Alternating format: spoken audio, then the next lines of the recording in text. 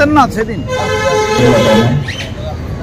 তাই পূর্ব বর্ধমানের সঙ্গে আমাদের স্বামীজির সঙ্গে যে একাত্মতা বোধ করি, সেই একাত্মতা বোধকে সঙ্গে নিয়ে আজকে মাল্যদান করে আমরা আমাদের সদস্য স্বামীজির এই শপথ গ্রহণ করুন।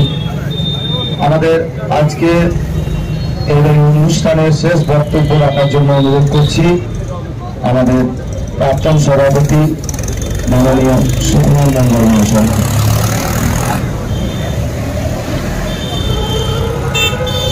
মাল্যদান করবেন আমাদের ক্লাবের বর্তমান সভাপতি সঞ্জীব কুমার হাজরা মহাশয়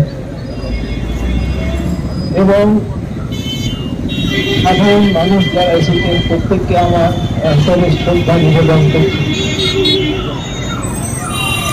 আজকে আমরা অগ্রগামী সংঘের পক্ষ থেকে প্রতি বছরের মতো স্বামী বিবেকানন্দের জন্মদিবস পালন করার উদ্যোগ নিয়েছি এবং সেই মতো আমরা এখানে হাজির হয়েছি। স্বামী বিবেকানন্দের জন্মদিবস সঞ্জীব কুমার হাজরা মহাশয় পালন করা আর তার কথা, তার বাণী প্রচার করা, তার কথা, তার বাণী আত্মস্থ করা এবং একে অপরকে প্রভাবিত করার যে চেষ্টা, সেটার উদ্দেশ্যেই কিন্তু আমরা তার বাণী হয়তো থেকে পাওয়া যাবে। একে একে আমরা সকলে স্বামীজির মূর্তিতে পুষ্পার্ঘ অর্পণ করব। মানুষের মধ্যে জড়ো হয়ে সম্পর্কে আমার শুভেচ্ছা, অভিনন্দন, শ্রদ্ধা, সম্মান জানাই। আজ 12 জানুয়ারি স্বামী বিবেকানন্দ শুভ জন্মদিন। আজ 162তম স্বামীজির জন্মদিন। অগ্রগামী সংঘের পক্ষ থেকে প্রতি বছরই এই দিনটি পালন করা হয়।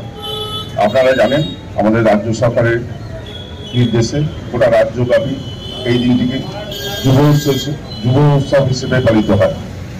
এই বছরও আমাদের জেলা স্তরে হচ্ছে। আমরা স্বামীজি বলে গেছেন আমাদের, জীবে প্রেম করে যেই জন সেই জন সেবিছে ঈশ্বর।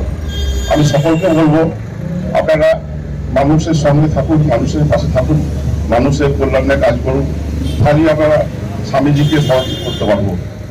সকলকে আমি ধন্যবাদ দিয়ে আমার